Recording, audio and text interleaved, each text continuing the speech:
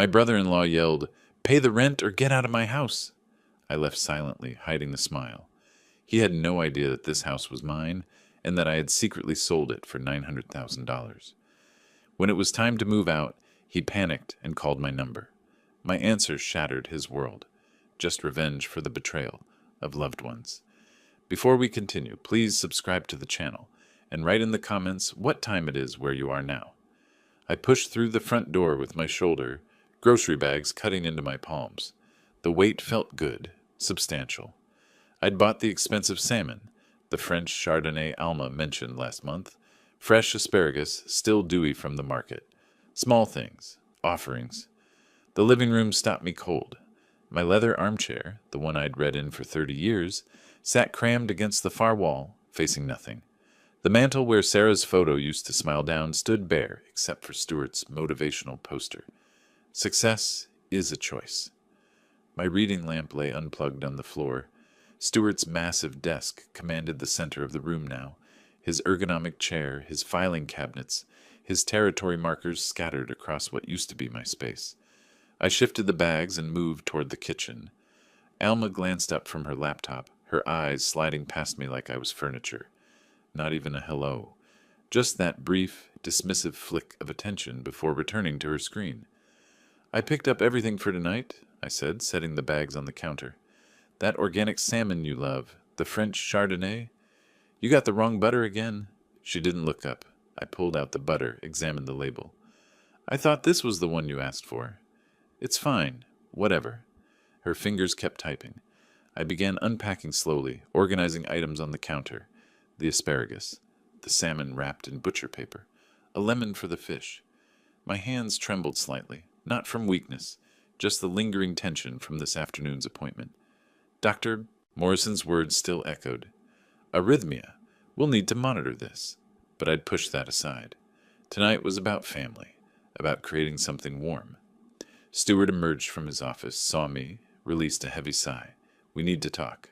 "Of course." I folded the empty bag. "Let me just finish putting these away. Now, Ray, this is important." I turned to face him, reading his expression. Rehearsed. Whatever this was, he'd practiced it. "All right. Should I make coffee?" "Don't bother." I left the groceries half unpacked and followed him to the dining room. Alma closed her laptop and joined us, her face carefully neutral. They'd coordinated this. The realization settled in my chest like a stone. "I'll start dinner in a bit," I said, trying to salvage normalcy. "Just need 20 minutes." "After," Stuart said, so I sat. Stuart remained standing, his posture straight, hands clasped behind his back like he was addressing a board meeting. "Ray, this situation isn't sustainable. You're living here rent-free, using utilities, taking up space. Starting next month, we need $1,500 monthly rent, or you need to find another place." The fork I'd been fidgeting with went still in my hand. I set it down carefully, the small clink against the plate too loud in the silence. "This is my house," I said quietly. "I designed it. I built it." "Actually, we all live here." Stuart's voice carried that patient tone people use when explaining obvious things to slow children. "And we all need to contribute." I turned to Alma. She was staring at her placemat, tracing the edge with one finger. "Alma, you agree with this?" Her eyes finally met mine, and what I saw there hurt more than Stuart's words. Distance. Resolve. "Dad, we have expenses too. It's only fair." "Fair?" The word tasted bitter. "I'm your father. And we're adults. This is just business." Business. My daughter, who I'd held through nightmares and walked down the aisle, was reducing me to a business arrangement. Stuart leaned forward, palms flat on the table. "So what's your answer?" The dining room pressed in around me, this room where we'd celebrated Sarah's last birthday, where Alma had told us she was engaged, where I'd sat alone after the funeral, picking at casseroles. Neighbors had brought my room, my table, my house. "I need to think about this," I managed. "You have until the end of the week." Stuart straightened, satisfied. 1,500 monthly or start apartment hunting. The chair scraped against the hardwood as I stood, my hands finding the table's edge and gripping hard enough that my knuckles went white. Both of them watched me, Stuart with that business-like patience, Alma still unable to hold my gaze for more than a second. I turned away from the table, my shoulders rigid, and walked toward the kitchen where the salmon still sat on the counter, waiting to be prepared for a family dinner that would never happen. I lay in the narrow bed, staring at ceiling cracks I'd memorized over sleepless months. This room, Alma's childhood bedroom once, with its window seat where she'd read fairy tales, was now my exile. The walls still held the faint outline where her bookshelf had been. Outside, an engine started. I rolled to the window and watched Stuart's Tesla glide down the driveway, red taillights disappearing into the pre-dawn darkness. 6:30. His gym routine, faithful as clockwork. He'd be gone 2 hours. I needed those 2 hours. I dressed in yesterday's clothes and moved through the quiet house. No coffee brewing yet, no lights, just the gray stillness before sunrise. When I reached the master bedroom, my bedroom, the one I'd shared with Sarah for 28 years, I stopped. My hand hovered near the door. I knocked softly. "Dad?" Alma's voice came muffled and sleepy. "What time is it?" "We need to talk, before Stuart gets back." A long pause. Then, "Give me a minute." I waited in the hallway, noticing details I'd been too numb to register before. My medical degree no longer hung on the wall. My engineering certifications, gone. In their place, Alma and Stuart's wedding photos, their vacation shots from Maui, their life expanding into every space mine had occupied. The bedroom door opened. Alma stood there in pajamas, arms crossed, eyes puffy. "Kitchen," she said. She made coffee while I sat at the table. Her movements were automatic, mechanical. Scoop the grounds, pour the water, wait for the drip. Anything to avoid facing me. "Alma, about last night." "Dad, please, it's too early." "When then? When would be a good time to discuss my own house?" She turned, coffee pot forgotten. "That's not how Stuart meant it." "How did he mean it, then?" "Dad, you have to understand. We have expenses, too. This is just fair." I leaned back, studying her face. When had she learned to look at me this way, like I was a problem requiring a solution? "Fair? Charging rent to live in my house?" "You're living in our space. We're the ones maintaining it, paying utilities, putting money into improvements." "Improvements I never asked for." "That's not the point." She poured coffee with sharp, angry movements. "We're the ones living here, Dad. We're the ones who've made it a home again." "Again?" "It was always a home. My home. After Mom died, you were just existing here. We brought life back." The words landed like a slap. I absorbed them silently, watching steam rise from my cup. "This property has my name on the deed," I said carefully. "Legally, yes. But if you're not happy with the arrangement, you can always find your own place. A nice apartment somewhere. Something manageable." She sat across from me, cradling her mug. "This house is too big for one person anyway." The suggestion hung between us, naked and clear. They wanted me gone. I fell silent, memory pulling me backward. This same kitchen table, 3 years ago. Alma sitting where she sat now, but crying then, her face red and swollen. Stuart beside her, equally devastated. "Dad, we're being evicted. The landlord sold the building. We have nowhere to go." Her voice had been desperate, breaking. "Please, just temporarily. We'll help you through this." I'd still been raw from Sarah's funeral, moving through days like walking underwater. Everything hurt. Everything reminded me of loss. "Of course," I'd said. "Stay as long as you need." "Thank you. We'll make it up to you. We'll help with the house, with everything." Temporarily, that word echoed now, hollow and false. I looked at my daughter across the table. The same daughter, but different somehow. Harder. When had that happened? When had helping me become owning me? Something in my expression must have shifted because Alma leaned forward. "Dad, are you okay?" "I'm fine," I straightened, decision crystallizing. "You're right. We need to make this official." Relief flooded her face. "So you'll pay the rent?" "Yes. 1,500 monthly, starting immediately." "Good. I think this is better for everyone."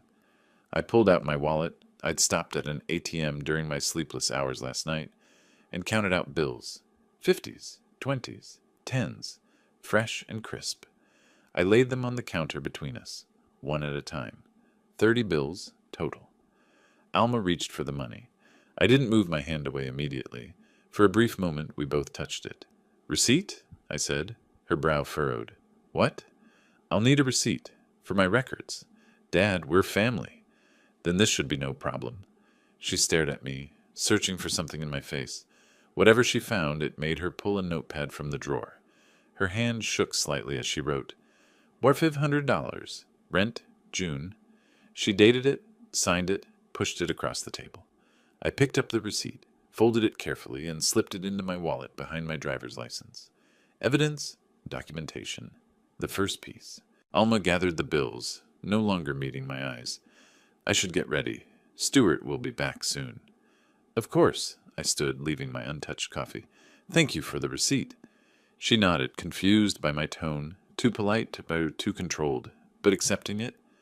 I walked back to my small room, closed the door, and pulled out the receipt again. Unfolded it, read her signature, read the date, read the words that transformed everything between us into transaction. Then I folded it again precisely and filed it away. The library's law section was quieter than I expected for a Tuesday afternoon. I'd been coming here every day since paying that first rent, filling my laptop with notes that no one at home suspected existed. That morning at breakfast, Stuart had barely glanced up from his phone when I mentioned leaving. Library, maybe a walk, I'd said, keeping my tone casual. Don't forget the house rules, he'd replied, scrolling through emails. Back by 7 if you want dinner. I'd nodded, swallowing the response that burned in my throat. Alma hadn't even looked up. Now I stood before towering shelves of Oregon legal codes, my late wife's reading glasses in my shirt pocket, and a fresh notepad in hand. Sarah had always said knowledge was architecture. You built understanding one careful layer at a time. I pulled volumes on property law, real estate transactions, tenant rights, spread them across a corner table, and began methodical documentation. This was familiar territory, the precision of research, the satisfaction of finding patterns in complexity. As an architect, I'd spent decades translating vision into blueprint. Now I'd translate injustice into action. 2 hours in, I discovered something called a rent-back agreement. Sellers could remain in their property for 30 to 60 days post-sale, while new owners waited to take possession. My pencil stopped mid-note. This was it, a legal way to sell the house while maintaining residence, giving me time to transition while protecting the transaction from interference. Looking for something specific? I glanced up. A woman stood nearby, silver hair in a neat bun, warm eyes behind delicate frames, a volunteer badge clipped to her cardigan. 60-something, elegant in that understated way that speaks of competence rather than effort. Oregon property law, I managed. Sales with delayed occupancy. Rent-back provisions. That's section 346.7, different area. She moved with practiced ease through the stacks, pulling exactly the volume I needed. Legal research is tricky if you don't know the indexing system. I appreciate it. Haven't been here in years. The library remembers everyone, even if they forget it. She set the book before me, and I noticed her hands.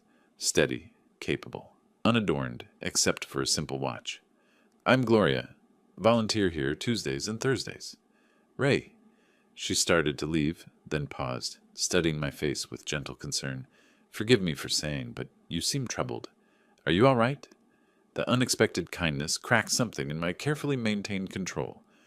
Just working through some family complications. Those are often the most difficult. Family can love us and hurt us in the same breath. That's exactly right. Her expression held understanding without pity. Well, whatever you're facing, knowledge is a good first step. I'll leave you to it. I watched her walk away, then dove into the rent-back statutes. Oregon allowed 60 days maximum, required written agreement, legally binding. The seller maintained all ownership rights until closing. New owners couldn't take possession early without consent. My notes grew detailed. Find real estate attorney. Discreet listing. Buyers who accept rent-back terms. Document everything. The library's closing announcement startled me from concentration. I gathered materials. Checked out 2 books using my old library card, still valid after all these years. Gloria was at the checkout desk, stamping due dates. Found what you needed? I think I found a way forward. That's good. Sometimes we just need to know our options. I hesitated then. Thank you. Really. Something passed between us. Recognition, maybe. Two people carrying weight they hadn't chosen. The drive home felt different. Sunset painted the familiar streets in unfamiliar colors. My mind worked through logistics, timelines, contingencies, the architect in me sketching plans. I reached home at 6:45, 15 minutes before Stuart's arbitrary deadline. The living room furniture had been rearranged again. My armchair now faced the wall. Stuart emerged from the kitchen, arms crossed, blocking my path like a landlord addressing a problematic tenant. "We need to go over some new arrangements." My stomach tightened. "What kind of arrangements?" "House rules. Nothing unreasonable." He counted them off on his fingers like items on a corporate memo. "No use of living room after 8 p.m. We need quiet for work. 24-hour notice before having any guests. No cooking after 7. And keep your bedroom door closed. The house looks neater that way." Each rule was another small theft, another piece of my autonomy stripped away in my own home. Alma appeared behind him, silent reinforcement. "We're just trying to make this work for everyone," Stuart continued. "You understand, right?" I looked at him. This man who'd moved into my house 3 years ago with tears and promises of temporary help, who now stood in my living room, issuing edicts like some petty despot. "I understand perfectly." Something in my tone made Alma's eyes flick up sharply, but she said nothing. Stuart, satisfied with my apparent compliance, nodded and returned to his office. I walked to my small bedroom, closed the door as required, sat on the bed and spread my library books across the blanket like battle plans. My expression hardened with resolve. David Olson's office sat on the 14th floor of a downtown Portland building, all glass and steel. I'd spent 10 days researching attorneys who specialized in real estate transactions, looking for someone who'd understand discretion. Olson's reviews mentioned both competence and confidentiality. That's what I needed. The elevator climbed steadily, floor numbers illuminating in sequence. My reflection stared back from the polished doors, an older man in a pressed shirt, carrying a folder that held his future. This consultation would make everything real. No retreat after this. The past week and a half replayed in my mind. Stuart's satisfied smirk when I'd followed his new rules, Alma's indifference, the casual way they discussed my savings at breakfast like it was community property. Each memory crystallized my certainty. The doors opened, reception area, professional photos on walls, diplomas in frames, legitimate, serious. "Mr. Cook?" The receptionist smiled. "Mr. Olson is ready." I followed her down a quiet hallway, took a breath, and entered. Olson's office was organized chaos. Legal books lining one wall, a large desk with neat stacks of folders, client chairs positioned for conversation, not confrontation. The man himself stood to greet me, mid-50s, gray at the temples, assessing eyes behind wire-rimmed glasses. "Mr. Cook, please sit. Your call mentioned a property matter." I sat, placed my folder on his desk. Beginning was hardest. I need to sell my house, without my family knowing until it's done. His expression remained neutral. He'd heard unusual requests before. "Tell me the situation. I need full context to advise you properly." So I explained. My house, designed it myself 30 years ago. Daughter and son-in-law moved in 3 years ago, supposedly temporary. Now charging me rent in my own home, implementing rules, effectively squeezing me out. Olson listened, took notes, asked precise questions. "The property deed is solely in your name?" "Yes." "They have no legal lease agreement? Nothing formal? You're paying rent without a rental contract?" I pulled out the receipt Alma had written, laid it on his desk beside the deed, and my original architectural plans for the house. He reviewed each document carefully, his practiced eye catching details I'd worried over. "Mr. Cook, you have every legal right to sell. It's your property." He leaned back, steepling his fingers. "Occupants without lease or ownership are legally guests. They have no claim." Relief and fear mixed in my chest. "We'll need a discreet listing," he continued. "Buyers who accept a rent-back agreement. Oregon allows up to 60 days. You sell close escrow, but retain occupancy for 2 months. During that time, you find new housing and prepare to move. And they won't know until the new owners take legal possession. They'll receive an eviction notice 30 days before the mandatory move-out date." I absorbed this. "How long does the process take?" With proper buyers, 30 to 60 days for closing. I can connect you with a realtor who handles discreet sales. He consulted his computer. Portland market is strong. Your home in the Eastwood area, I'd estimate 880 to 920,000. After commissions and costs, you'd net approximately 850, enough to start over, buy a smaller place or rent comfortably, live on my own terms. Olson's gaze sharpened. I need to ask, are you certain? This will damage family relationships, possibly permanently. They've already damaged the relationship. I'm just protecting what's mine. He nodded slowly. Then let's proceed. I'll have my paralegal prepare initial paperwork. Walking to my car afterward, I felt weight lift and simultaneously press down heavier. Events were in motion now, irreversible. Instead of driving straight home, I stopped at Central Library. Not really planning to, just hoping. She was there. Third floor, not at the volunteer desk, but sitting at a table with her laptop and books.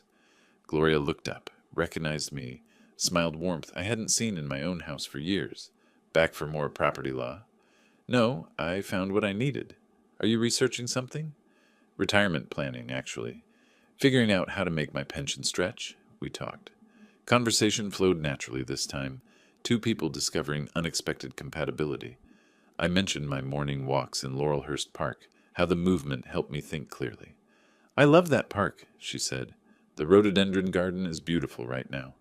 Moment of possibility, leap of faith. Maybe, if you're there tomorrow morning around 9, near the pond. She paused, considering.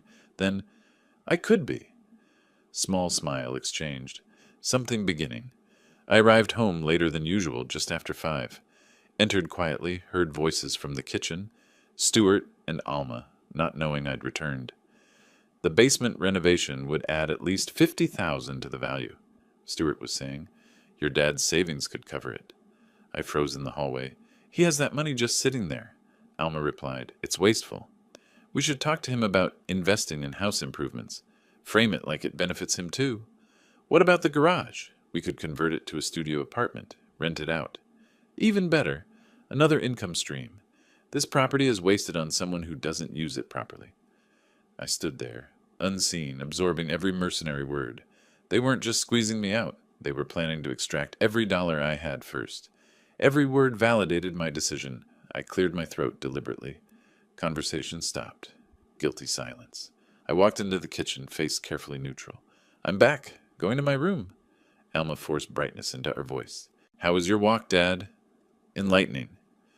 In my bedroom, door closed as required, I sat on the bed and pulled out David Olson's business card. His direct number was written on the back in his own handwriting. My hand stayed steady as I looked at it. The realtor's text came through at 9 in the morning.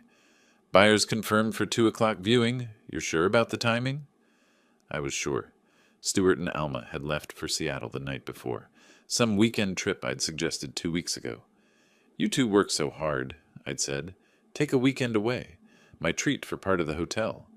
They'd accepted eagerly, never questioning my sudden generosity. Now the house was mine. Completely mine. For 36 hours. I walked through the empty rooms, opening curtains Stuart had ordered kept closed, turning on lights he claimed wasted electricity. In the living room, I moved his desk papers aside and displayed my original architectural sketches on the dining table. The house felt different without their presence. It breathed. My phone buzzed. Sarah Chen, the realtor. 30 minutes out. Family very interested based on photos. I texted back. I'm ready. The doorbell rang at 2 exactly. I opened it to find Sarah with a family of 4. Michael and Jennifer Chen. Warm handshakes. 2 teenagers trying to look unimpressed but failing. Mr. Cook, thank you for accommodating the showing, Sarah said. Shall we begin? I led them through, but Michael kept stopping, examining details most people missed. In the living room, he ran his hand along an exposed beam. This is custom work, not standard construction. I designed this house, I said, carefully allowing pride to show. I'm an architect, retired now. His eyes lit up. You designed this. I'm an engineer.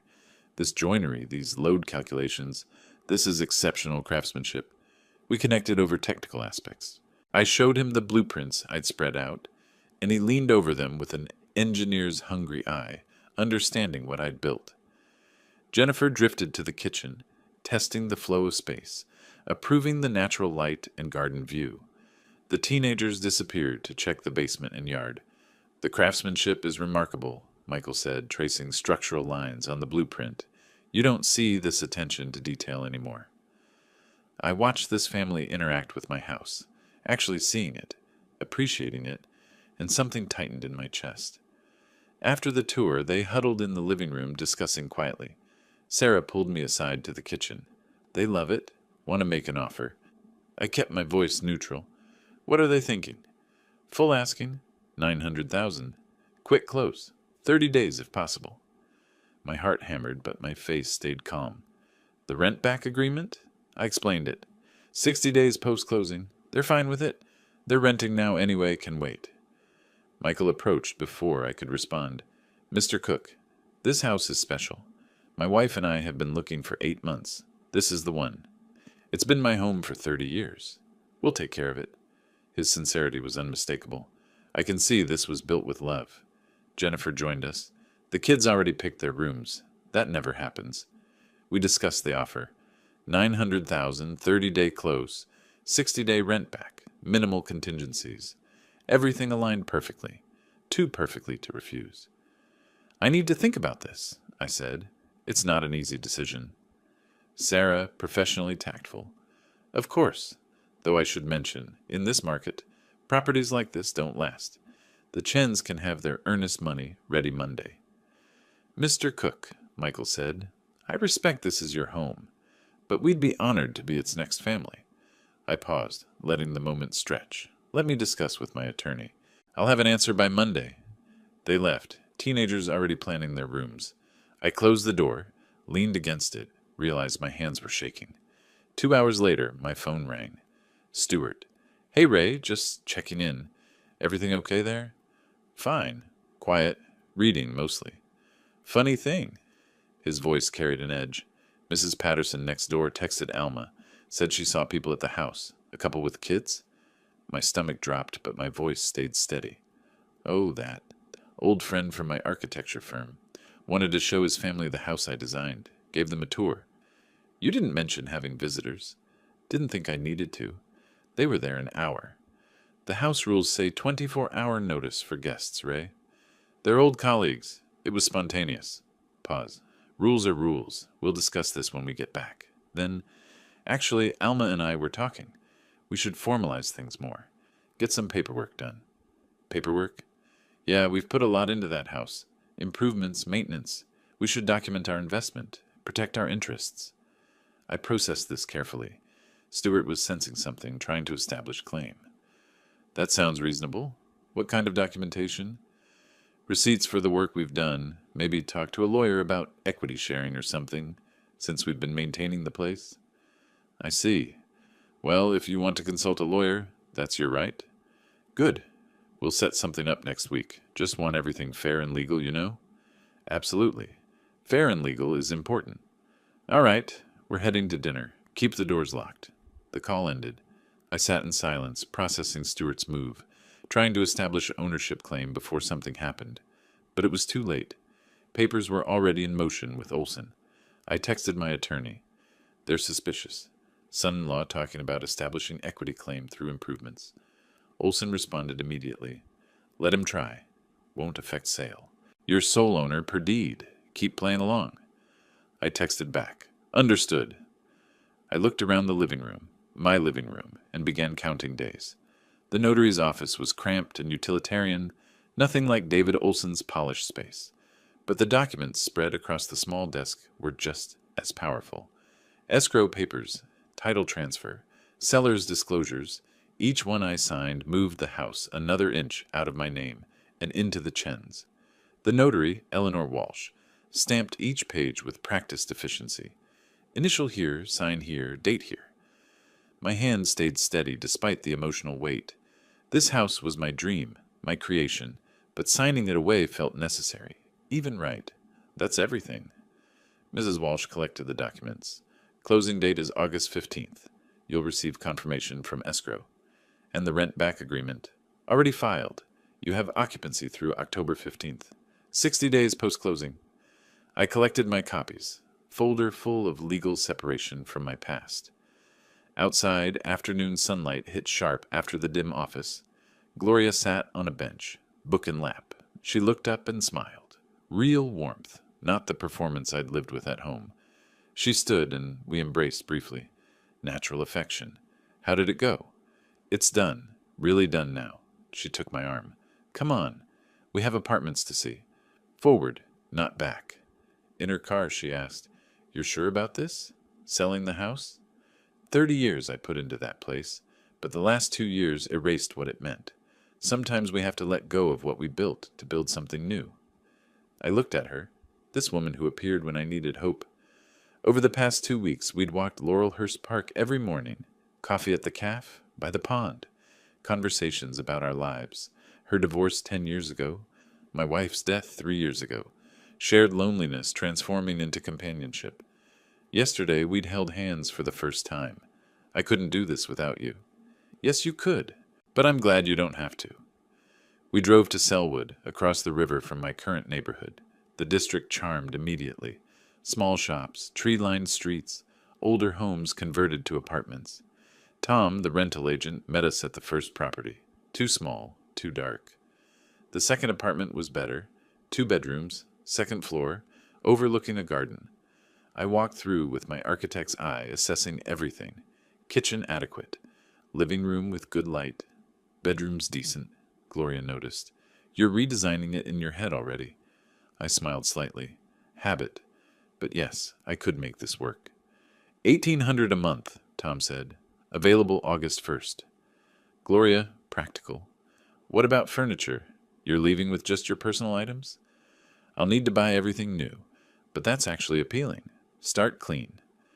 We viewed a third apartment, but the second one kept pulling me back. The Selwood place? Tom noted my interest. It's popular. If you want it, I need application today. I'll take it. What do you need from me? Application process moved quickly. References, deposit, first, last, and security, totaling $5,400. Credit check. I wrote the check from my savings. Not the house sale yet. August 1st. Gloria checked the date. That's soon. 9 days. Time to start packing. In her car outside the rental office, paperwork complete, I turned to her. Gloria, I need to tell you something. About the house sale? My daughter and son-in-law. They don't know I'm selling. Won't know until the eviction notice. She absorbed this. That's quite a surprise you're planning. I explained fuller context. The rent demand, the rules, feeling erased in my own home. She listened without judgment. Does that make me cruel? Not telling them? It makes you someone protecting yourself. They made their choices. This is yours. I keep thinking about Alma as a child. She wasn't always like this. People change. Sometimes the kindest thing is letting them face consequences. I looked at her directly. I'm falling for you. Is that wrong? In the middle of all this. Life doesn't pause for perfect timing. I'm falling too. We held hands across the console. What happens after August 15th? She asked. After they find out? I disappear into my new apartment. Start over. With you, if you'll be part of it. I'm already part of it. Ray returned home late afternoon. Stuart intercepted him immediately in the hallway. Where have you been? I needed to talk to you. Out. Errands. You need to start telling us where you go. We worry. I bit back my response. Nodded. Anyway, Alma and I made a decision.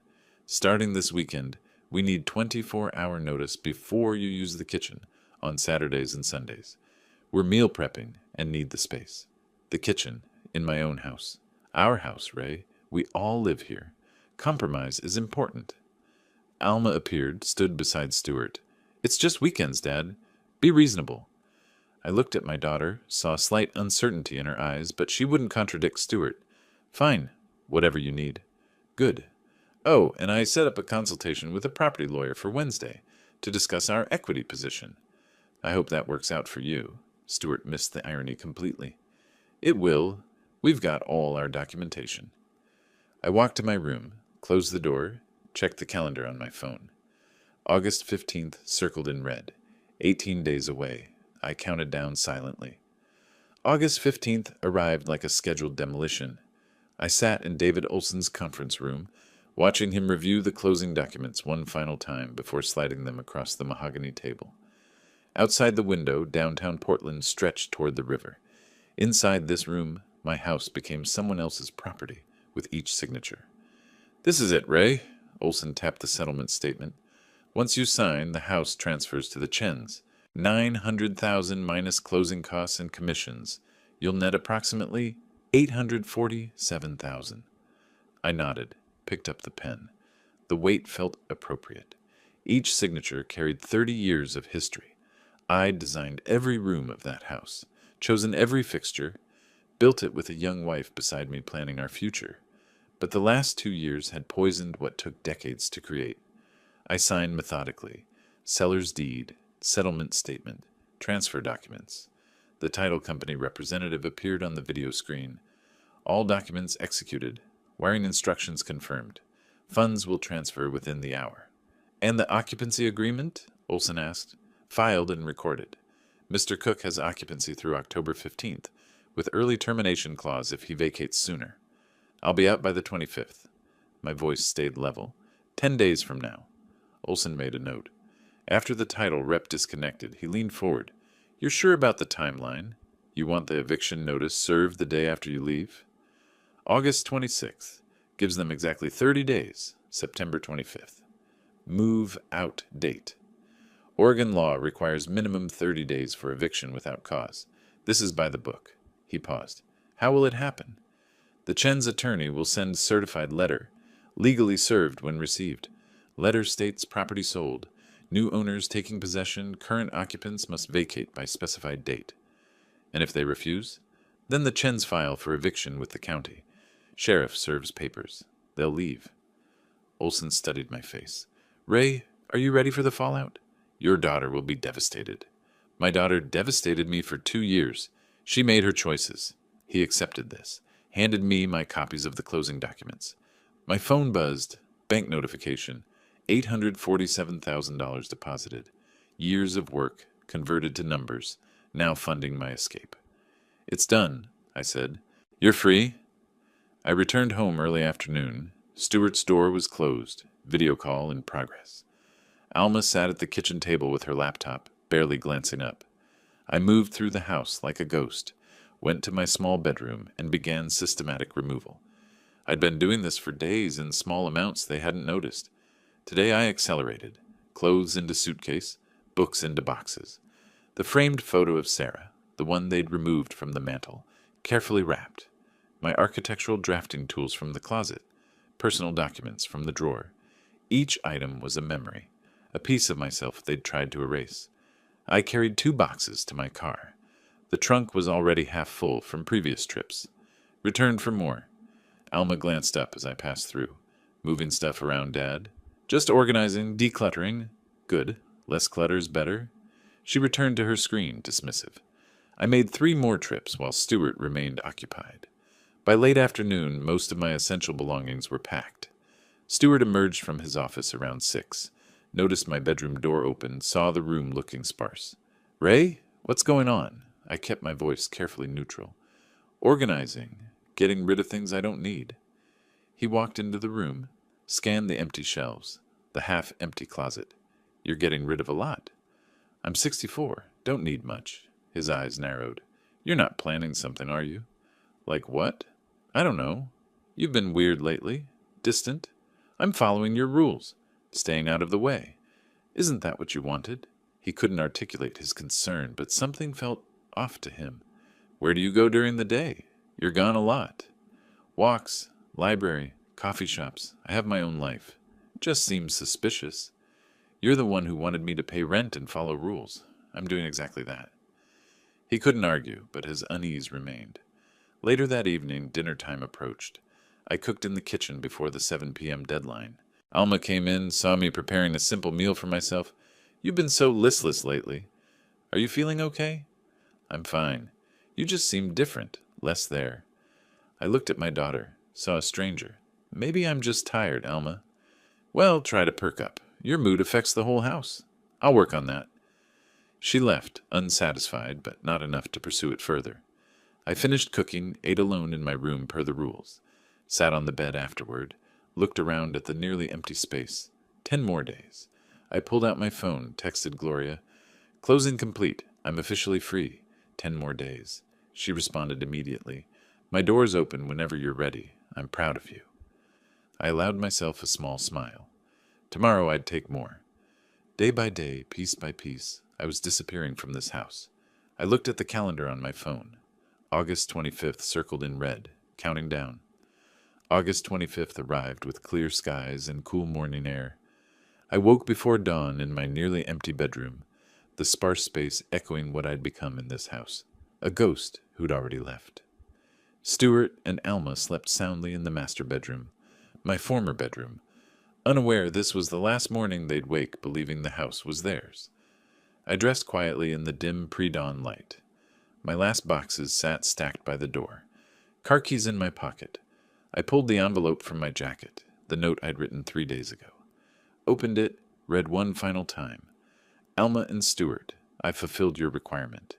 You told me to pay rent or find another place. I found another place. Consider this my move-out notice. Think about your actions and how you treated me in my own home. Dad. Brief.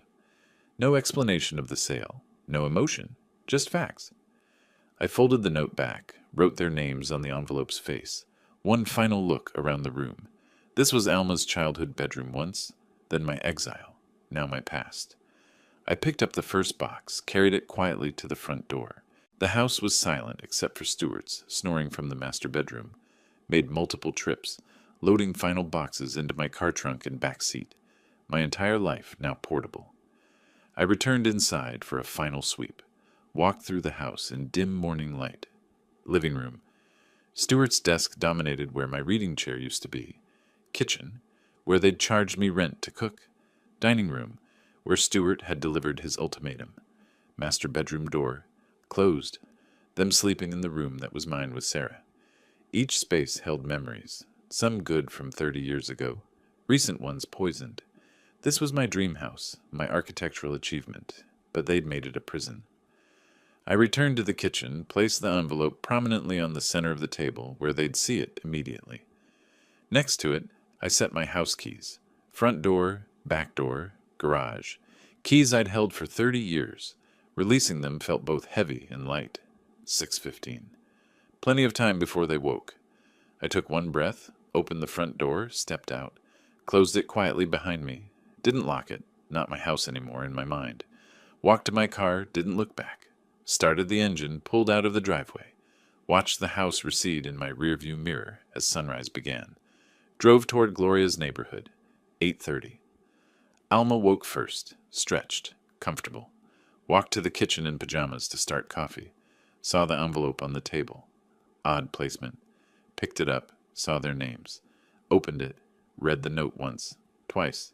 Didn't comprehend. "Stuart! Stuart!" Stuart stumbled out, groggy. "What? What's wrong?" She handed him the note, speechless. He read it, confused. "What does this mean? Find another place? I don't know. Is this a joke?" Stuart walked to Ray's bedroom. Door open, room empty. Empty closet, empty shelves. Nothing personal remained. His stuff. It's gone. All of it. Alma joined him, stared at the barren space. Where did it go? This doesn't make sense. When did he move it? He's been doing that organizing thing? That must have been... He was packing. Right under our noses. First reaction was offense. How dare he just leave without discussing it? This is so childish. Leaving a note like we're roommates, not family. Stuart's face hardened. Good riddance, honestly. Now we have the whole house. Alma trying to convince herself. Right. It's actually better. More space. We should celebrate. He finally did something right. Left on his own. Next morning, August 26th. Stuart retrieved the mail, bills, junk, and a large certified letter. Sender, Patterson and Associates, attorneys at law, on behalf of Chen family. What's this? He opened it, began reading, his face drained of color. What? What is it? Stuart's voice shook. Notice of eviction. No, this says the house was sold. Alma grabbed the letter, read aloud. Notification of property sale and termination of occupancy rights. The property located at this address was sold by the legal owner, Ray Cook, to Michael and Jennifer Chen on August 15th, 2025. As you are not legal tenants or owners, you are required to vacate the premises by September 25th, 2025. Failure to vacate will result in formal eviction proceedings. Stunned silence. This is impossible. He can't sell the house. It's in his name. He designed it. Legally, But we live here. We have rights. Do we? We never signed a lease. We just moved in. Stewart grabbed his phone, called the law firm number. Receptionist confirmed. Property sold. August 15th. All documentation legal and filed. He demanded to speak to an attorney. Put on hold. The attorney confirmed everything. Ray Cook, sole owner, sold property, legally. New owners taking possession. Current occupants must vacate in 30 days. We've invested in this house. Improvements, maintenance. Without ownership or lease agreement, you have no claim. I suggest you begin looking for new housing. Stewart ended the call, face white. This can't be happening. Stewart paced, disbelief turning to fury. He planned this. The whole time. When? How long? That's why he was weird. The organizing, the empty room. Alma's voice came small. He sold the house. His own house. Our house. We've been here 2 years. No. Alma looked at the letter in her hands. It was his house. We were guests. Guests who paid for renovations, who maintained everything. Stewart, we charged him rent. So, he should have contributed. We charged him rent, in his own house. That's not the point. That's exactly the point. That's why he did this. Alma tried calling Ray. Straight to voicemail. Tried again. Same result. He blocked us. I'm calling a lawyer. We'll fight this. Alma's voice was quiet. With what money? In 30 days. Stewart's fury met reality. They couldn't afford an attorney. Couldn't afford quick alternate housing. Had no legal standing. Alma sat at the kitchen table with the eviction notice. Stewart called property lawyers who all said the same thing. No case. Must vacate. She stared at Ray's note on the table. Think about your actions and how you treated me in my own home.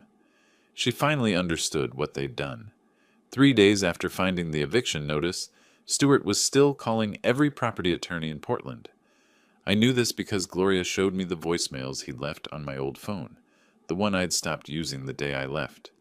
His voice progressed from angry demands for explanation to bargaining offers of negotiation to barely concealed panic. I sat in Gloria's living room, afternoon light streaming through windows, my old phone buzzing on the coffee table. Again. Gloria glanced up from her book. How many times is that? 17 since yesterday. 14 from Stewart, 3 from Alma. Are you going to answer? Eventually, let them sit with it first. The phone buzzed again. 18th call. Stewart. I picked it up this time, took a breath, answered. Yes, Stewart? Explosion of sound. His voice high, panicked, furious. What did you do? You sold the house? How could you? My voice stayed neutral. I exercised my legal right as the property owner. You can't just sell someone's home. It was my home, Stewart. Mine. You were guests who overstayed your welcome. We have rights. We've been there 2 years. We've invested money. You have no rights. No lease. No ownership. No claim. I checked with my attorney. Your attorney? His voice cracked.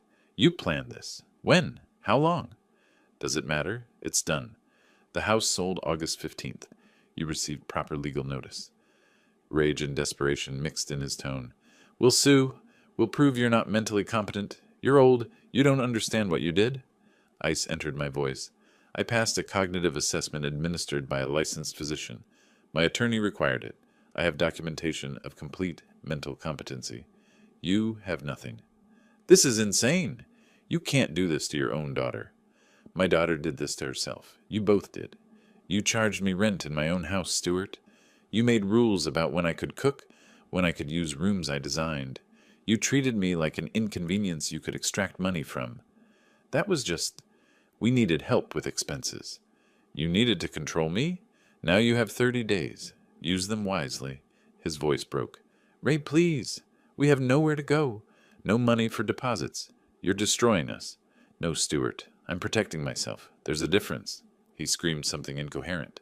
The line went dead. I set the phone down. Gloria came over, sat beside me, took my hand. 30 minutes passed. The phone rang again. Alma. I considered not answering, but this was my daughter. Alma, crying. Daddy, please.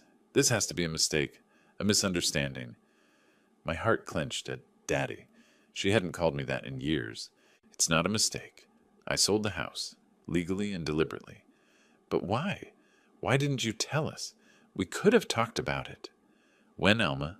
Between Stuart demanding rent, or you telling me to declutter so the house looked better? When would we have talked? We didn't mean... Yes, you did. You meant every rule, every demand, every dismissive comment. Dad, I'm sorry. We're sorry. We'll change. Just cancel the sale. You can cancel it, right? The sale closed 10 days ago. The money's in my account. It's over. Desperation rose in her voice. Where will we go? We don't have money for first and last and deposit on a new place. Rentals in Portland are so expensive. You have a month to figure it out. That's more time than you would have given me if I couldn't pay your rent. That's different. You're our father. Exactly. I'm your father. And you treated me like an ATM machine and an unwanted tenant in my own home. Sobbing now. Please, Daddy, please, we'll do anything. My voice came tired. There's nothing to do, Alma. Learn from this. Treat people with respect, especially people who love you. I ended the call, set the phone down. Gloria squeezed my hand. That was harder than I expected. Because you still love her. Yes, but I can't save her from herself. Over the following days, I learned through mutual acquaintances about their desperate search. 5 different attorneys, same answer from each. No case, sale was legal, must vacate or face sheriff. Stuart tried claiming verbal lease agreement.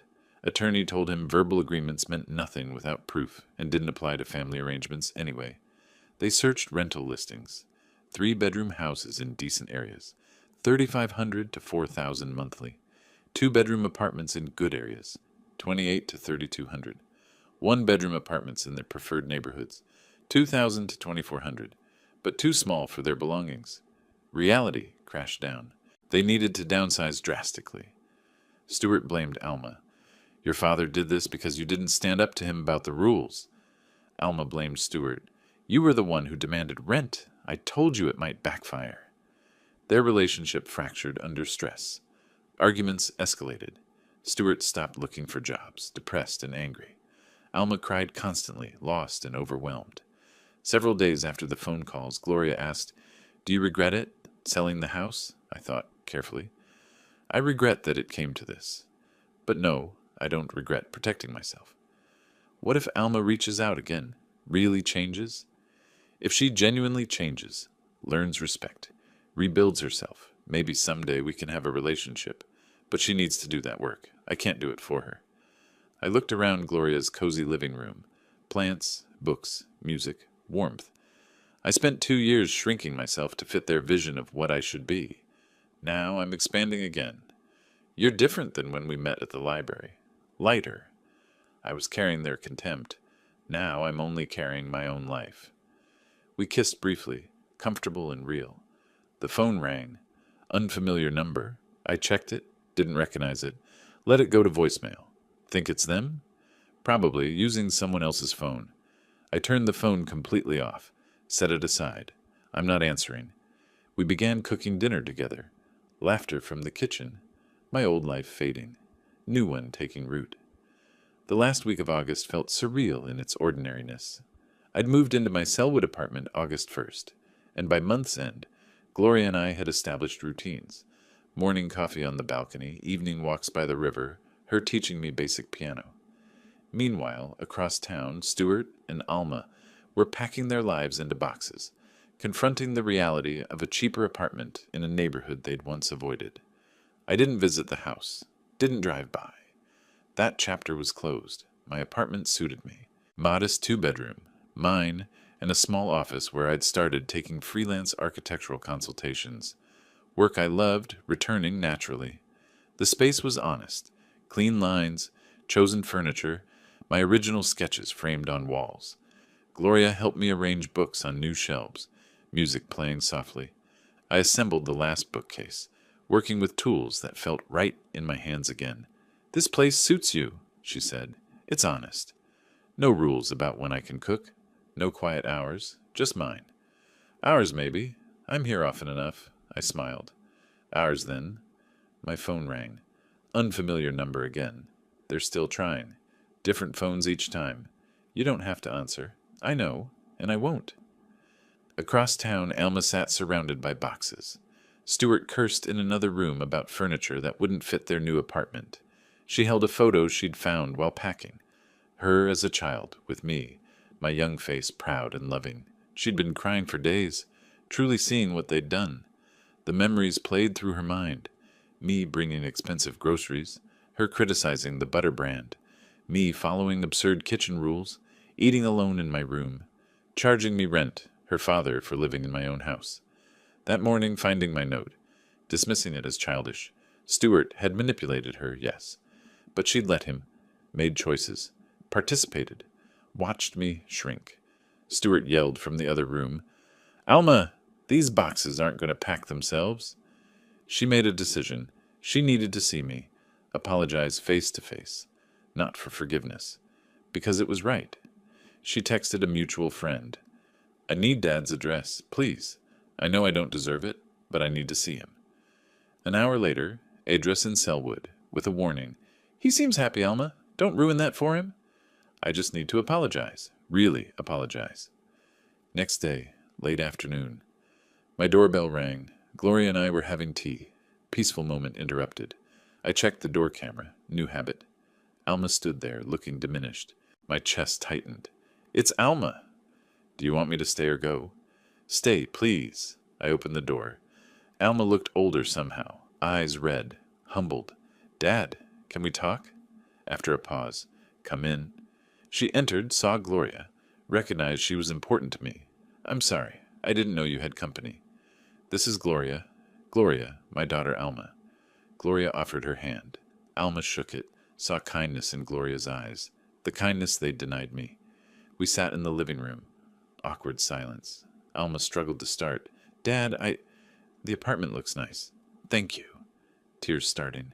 "I came to apologize, really apologize, not to ask for anything, just to say I'm sorry." I listened, face neutral but not cold. "I've been thinking about everything we did, how we treated you, the rent, the rules, taking over your house like it was ours, making you feel unwelcome in your own home." I stayed silent, letting her speak. I was so caught up in Stuart's anger about his job, his need to control something, and I let him. I participated. I watched you become smaller and smaller, and I told myself you were just being difficult. She cried fully now. "You're my father. You raised me alone after Mom died. You gave me everything, and I repaid you by treating you like you were in the way."